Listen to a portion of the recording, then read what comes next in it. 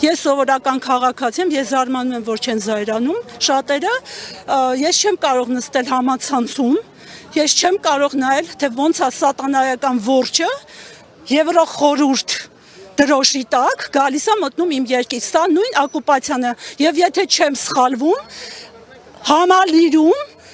ուղիղ եթերով խոսալու է Ալիևը, ես չգիտեմ, լրատվականը թող ճշտի, դուք դիմանում եք դրան, ես չեմ դիմանում,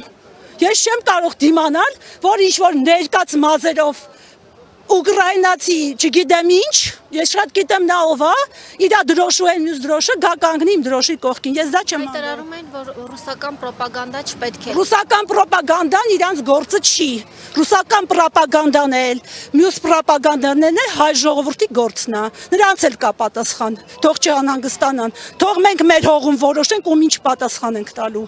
դրանք իրավունք չունեն ստեղ։ Եվրոպացիներից մեծ ակնկալիքներ ունեն իշխանությունները, ինչու՞ չէ նաև հասարակությունը, հա, օրինակ, որ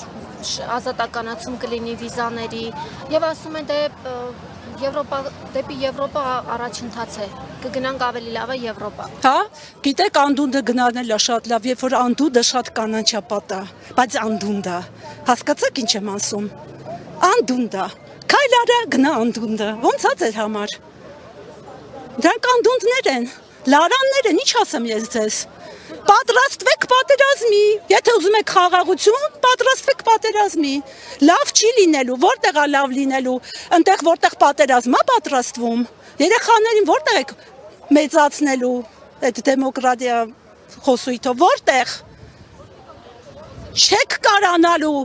եթե ուզում եք, ոնց ասում Սամվել Կարապետյանը, իրան էլ հիշենք, փող լցնի մեր գրպանները, դրա համար տեղ է պետք, որ մարդ լինի, այն էլ հայ մարդ, ու գրպան ունենա, որի մեջ փող է լցվելու, իսկ հիմա էս է։